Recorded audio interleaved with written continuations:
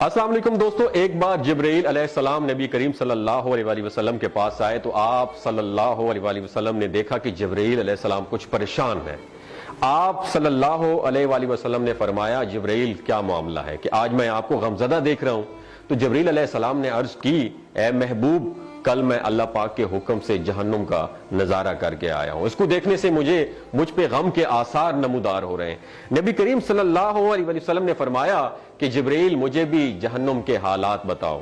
جبرائیل نے عرض کی جہنم کے کل 7 درجے ہیں اور ان میں سے جو سب سے نیچے والا درجہ ہے اللہ ان میں منافقوں کو رکھے گا، اس سے اوپر والے 6 درجے میں اللہ تعالیٰ مشرک لوگوں کو ڈالیں گے، اس سے اوپر 5ویں درجے میں اللہ سورج اور چاند کی پرستش کرنے والوں کو، عبادت کرنے والوں کو ڈالیں گے، 4تھے درجے میں اللہ پاک آتش پرست لوگوں کو ڈالیں گے، اور 3 درجے میں اللہ پاک یہود کو ڈالیں گے، 2 درجے میں اللہ تعالیٰ عیسائیوں کو ڈالیں گے۔ یہ کہہ کر جبرائیل علیہ السلام خاموش ہو گئے تو نبی کریم صلی اللہ علیہ وسلم نے پوچھا جبرائیل آپ خاموش کیوں ہو گئے؟ مجھے بتاؤ کہ پہلے درجے میں کون ہوگا؟ جبرائیل علیہ السلام نے عرض کیا کہ اے اللہ کے رسول، پہلے درجے میں اللہ پاک آپ کی امت کے گناہگاروں کو ڈالیں گے۔ جب نبی کریم صلی اللہ علیہ وسلم نے سنا کہ میری امت کو بھی جہنم میں ڈالا جائے گا تو آپ بے حد غمگین ہو گئے اور آپ نے اللہ کے حضور دعائیں کرنا شروع کر دی۔ 3 دن ایسے گزرے کہ اللہ کے محبوب مسجد میں نماز پڑھنے کے لیے تشریف لاتے، نماز پڑھ کر حجرے میں تشریف لے جاتے اور دروازہ بند کر کے اللہ کے حضور رو رو کا دعائیں فرماتے۔ صحابہ حیران تھے کہ نبی کریم صلی اللہ علیہ وآلہ وسلم پر یہ کیفیت کیسے طاری ہوئی ہے، مسجد سے حجرے جاتے ہیں، گھر بھی تشریف لے کر نہیں جا رہے۔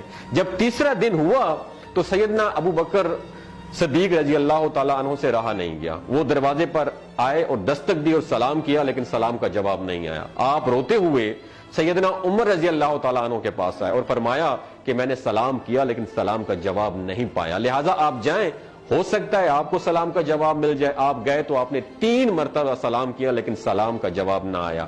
حضرت عمر رضی اللہ تعالیٰ عنہ نے سلمان فارسی کو بھیجا لیکن پھر بھی سلام کا جواب نہیں آیا۔ حضرت سلمان فارسی نے واقعے کا تذکرہ حضرت علی رضی اللہ تعالیٰ عنہ سے فرمایا۔ انہوں نے سوچا کہ جب اتنے عظیم شخصیت کو سلام کا جواب نہیں ملا تو مجھے بھی خود نہیں جانا چاہیے، بلکہ مجھے ان کی نور نظر بیٹی حضرت فاطمہ رضی اللہ تعالیٰ عنہا انہیں اندر بھیجنا چاہیے۔ لہٰذا آپ نے حضرت فاطمہ رضی اللہ تعالیٰ عنہا کو سب احوال بتا دیا۔ آپ حجرے کے دروازے پر آئیں، ابا جان السلام علیکم، بیٹی کی آواز سن کر محبوب کائنات اٹھے، دروازہ کھولا اور سلام کا جواب دیا۔ ابا جان یہ آپ پر کیا کیفیت ہے کہ 3 دن سے آپ یہاں پہ تشریف فرما ہے؟ نبی کریم صلی اللہ علیہ وسلم نے فرمایا کہ جبرائیل نے مجھے آگاہ کیا ہے کہ میری امت بھی جہنم میں جائے گی۔ فاطمہ بیٹی، مجھے اپنی امت کے گناہگاروں کا غم کھائے جا رہا ہے اور میں اپنے مالک سے دعائیں کر رہا ہوں کہ اللہ ان کو معاف کر دے اور جہنم سے بری کر دے۔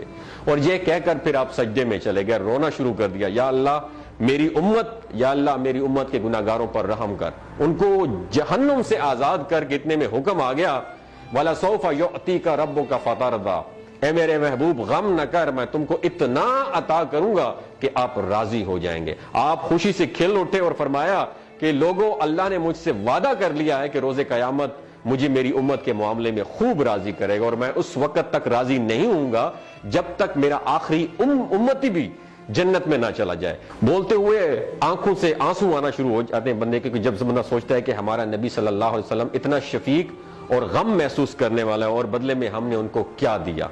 آپ کا 1 سیکنڈ اس ویڈیو کو دوسرے لوگوں تک پہنچانے کا سورس ہے۔ میری آپ سے عاجزانہ اپیل ہے کہ لا حاصل اور بے مقصد پوسٹیں ہم شیئر کرتے رہتے ہیں، لیکن آج اپنے نبی کی رحمت کا یہ پہلو کہیں ہم سے مس نہ ہو جائے۔ ایک شیئر کر کے اپنا حصہ ضرور ڈالیے گا، کیا پتا کون گناہگار پڑھ کر راہ راست پہ آ جائے اور دوسروں کو تھوڑی سی ہدایت مل جائے۔ کہنے کا مقصد یہ ہے کہ ایک نبی ہمارے لیے اتنا غم خوار ہے اور ہم یہاں بیٹھ کے اس کی امت کے اوپر اتنے مظالم ڈھائے جا رہے ہیں، ہمارے فلسطینی بھائیوں پہ اتنا ظلم کیا جا رہا ہے، لیکن ہم ٹس سے مس نہیں ہو جا رہے۔ آج ہمارے پاس اگر تلواریں ہوتی تو ہم تو بالکل سوچنا ہی ختم کر دیتے، لیکن آج ہمارے پاس میزائل ہیں، آج ہمارے پاس ایٹم بم ہے، لیکن پھر بھی ہم بے حس بنے ہوئے ہیں۔ اللہ تعالیٰ ہمیں ہدایت نصیب فرمائے، اللہ تعالیٰ ہمارے لیے آسانیاں پیدا فرمائے اور اللہ تعالیٰ ہمیں نیک کام کرنے کی توفیق عطا فرمائے۔ اپنا اور اپنے ساتھ ہوئے رشتوں کا خیال رکھیے گا۔ اللہ حافظ۔